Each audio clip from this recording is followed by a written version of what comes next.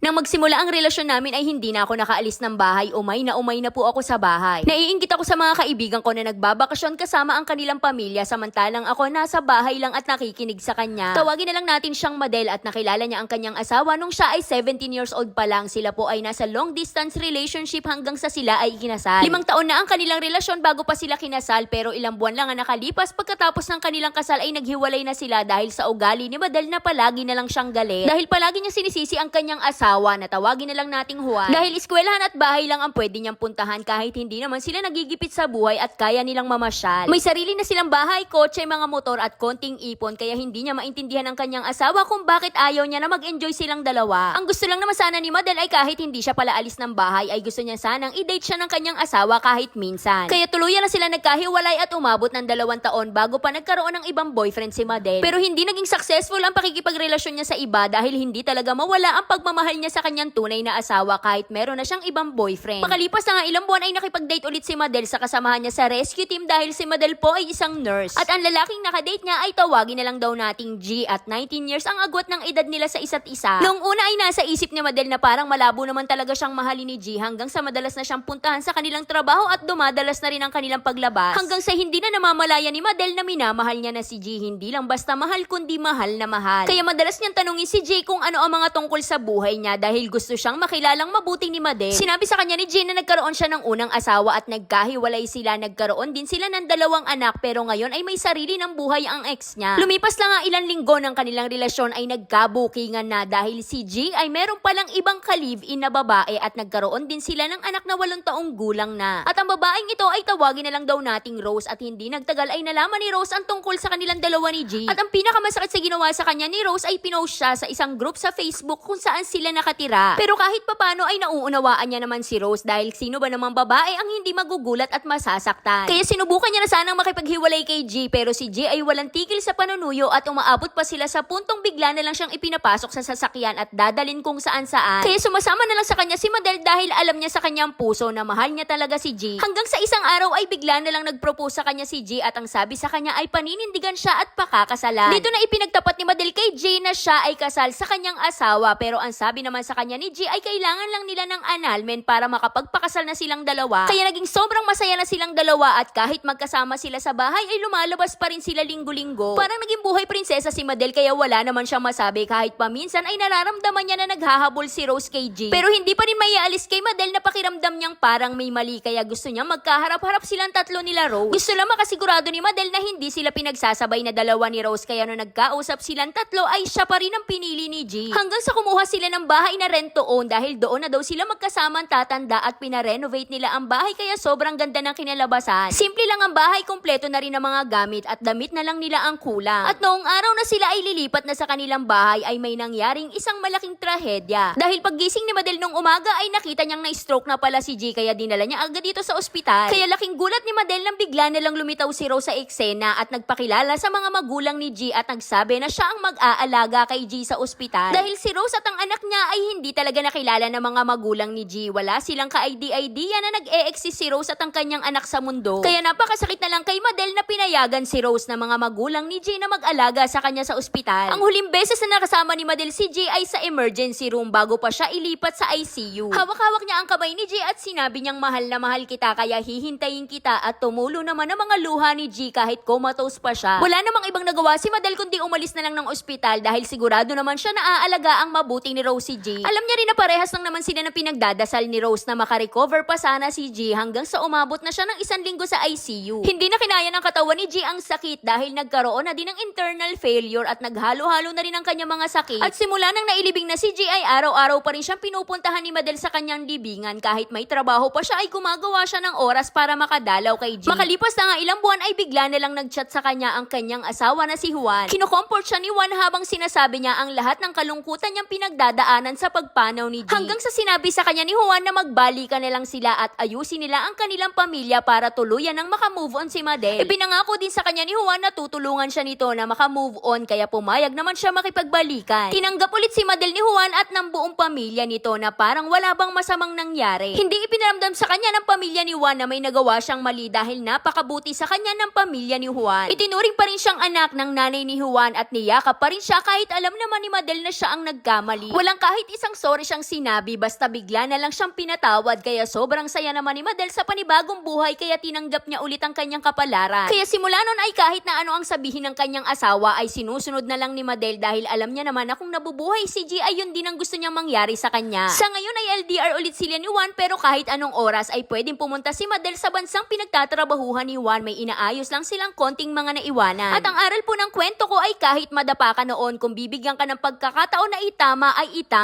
mo na lahat. Hindi ako nagsisisi sa mga nagawa ko noon dahil sa mga nagawa ko ay marami akong natutunan, kaya hindi ko po ikakahiya ang mga nangyari sa akin.